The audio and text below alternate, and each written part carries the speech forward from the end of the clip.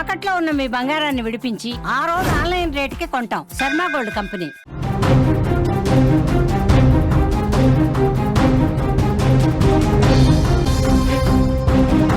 Breaking news చూస్తున్నాం. ఢిల్లీ ఎర్రకోటలో భారీ దొంగతనం జరిగింది. జైన మత కార్యక్రమం లక్ష్యంగా చోరీ. పూజారి వేషంలో ఒక నిందితుడొచ్చాడు. 1.5 కోట్ల విలువైన బంగారాన్ని మాయం చేశాడు. బంగారు కలసాలు, కొబ్బరికాయ చోరీ. సీసీటీవీలో దొంగ దృశ్యాలు రికార్డ్ అయినట్లుగా తెలుస్తుంది. దశలక్షన్ మహాపర్వ ప్రాంగణంలో ఈ చోరీ జరిగినట్లుగా సమాచారం అయితే అందుతోంది. దేశ రాజధాని ఢిల్లీలో చారిత్రాత్మక ఎర్రకోటలో భారీ దొంగతనం జరిగింది. జైనుల పవిత్ర కార్యక్రమం జరుగుతూ ఉండగా పూజారి వేషంలో వచ్చిన ఒక దొంగ 1.5 కోట్ల విలువైన బంగారు వస్తువులతో ఉడాయించాడు. ఈ సంఘటన దేశవ్యాప్తంగా కూడా సంచలనం సృష్టించిందని చెప్పుకోవచ్చు. ప్రస్తుతం ఎర్రకోట ప్రాంగణంలో జైనులు 10 రోజుల పాటు జరుపుకునే దశలక్షన్ మహాపర్వ కార్యక్రమం జరుగుతోంది. ఇది ఈ నెల 9 వరకు కొనసాగుతుంది.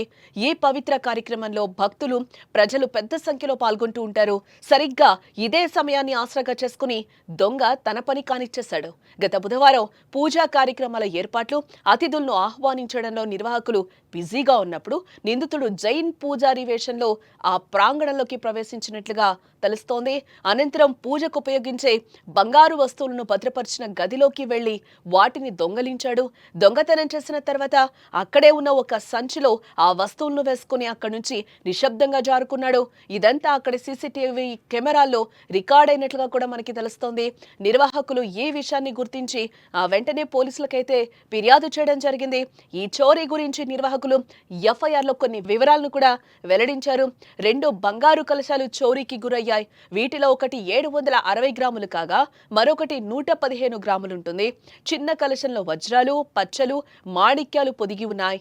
వీటితో పాటు ఒక బంగారు కొబ్బరికాయ కూడా పోయిందని వాళ్ళు తెలుపుతున్నారు. ఈ బంగారు వస్తువులన్నీ వ్యాపారవేత్త సుధీర్ జైన్ కు చెందినవని, ఆయన వాటిని పూజా కార్యక్రమాల కోసం తీసుకొచ్చారని కూడా చెప్తున్నారు. ఇదే నేపథ్యంలో ఈ సంఘటనపై సుధీర్ జైన్ మాట్లాడుతూ, జనం ఎక్కువగా ఉన్నారనే అదును చూసి దొంగ చోరీ చేశాడు.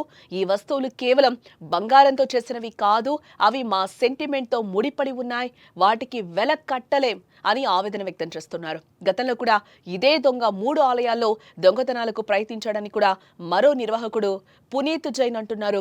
ఈ సంఘటనపై పోలీసులు కేసు నమోదు చేసుకున్నారు. సీసీటీవీ ఫుటేజ్ ఆధారంగా దర్యాప్తు ప్రారంభించారు.